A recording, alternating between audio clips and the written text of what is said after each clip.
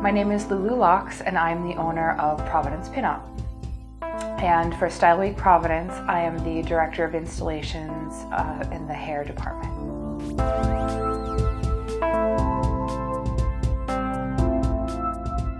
There were a lot of inspirations for Providence Pin-Up. Primarily, it was my grandmother. She was a really fantastic can-do kind of gal that worked really hard, but always did it with a little glamour. She always wore a dress and red lipstick and had her hair perfectly done. So in her efforts to be thrifty over the years, she trained her 11-year-old granddaughter on how to do a great roller set in the kitchen. And fast forward a few years later, with some experience in the fashion industry and a cosmetology license and an obsessive collection of old clothing, and it just seemed like the perfect thing to do as a combination of refining and capturing a dying art and giving my collection something wonderful to do, and to help women have an experience with sort of leveling the playing field. We always feel like we're not pretty enough or we're not as lovely as women in a glossy magazine. So I wanted to prove that with equal amounts of effort of hair, makeup, wardrobe, lighting, retouching, we could put together a great collection of images.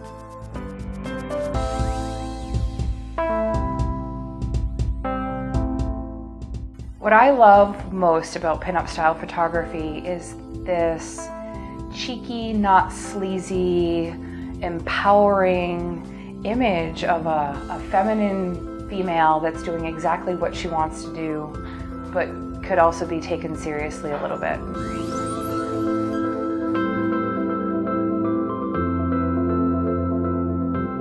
Typical day at Providence Pin-Up. First and foremost, lots of laughter. Day starts kind of early with a nervous arrival of a client. 9 times out of 10, it's someone who doesn't put an awful lot of effort into hair and makeup, and they're looking for some support on capturing their inner bombshell.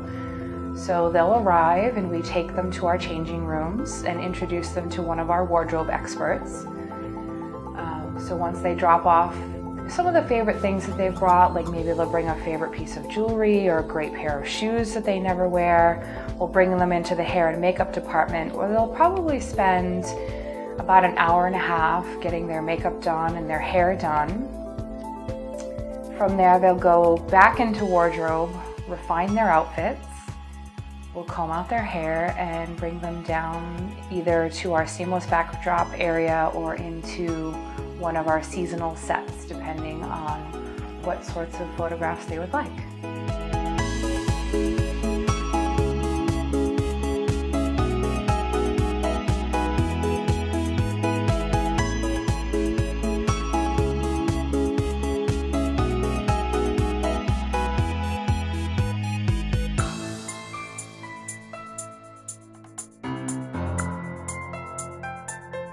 The biggest difference between styling for a shoot and styling for a runway, I suppose, would be the durability of the hair and makeup, for one thing.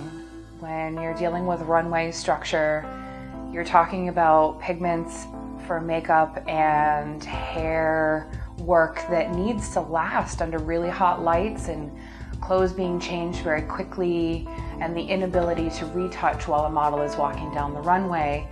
While when you're styling for still photography, you have the opportunity to take a few images, touch up a little lipstick, move a curl aside, those sorts of things. So we can be a little gentler with the layers of hairspray when we're styling in the studio.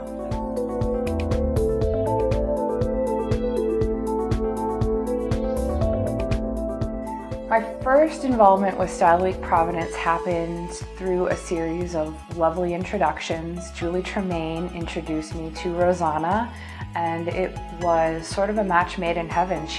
Rosanna had an amazing idea.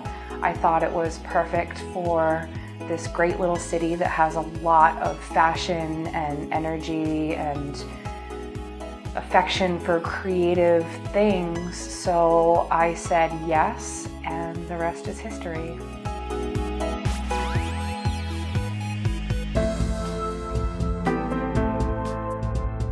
Developing looks for designers is a really interesting give and take process. Every designer has their own personality.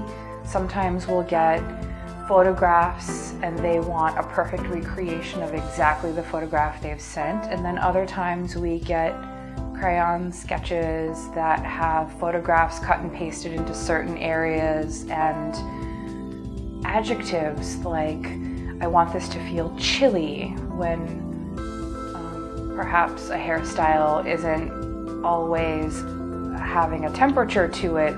We need to translate that emotional reaction into something visual. So it's a lot of fun. It's definitely always keeps us on our toes.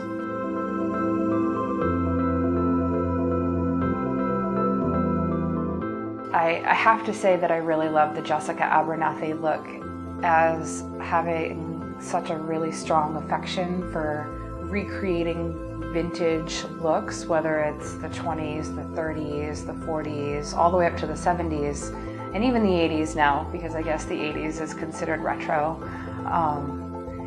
That look of the smoky eye and the red lip combined with the little 20s flapper style headband really knocked me out. But I also really loved the sort of extreme and otherworldly looks of Joe Siegel and Jonathan.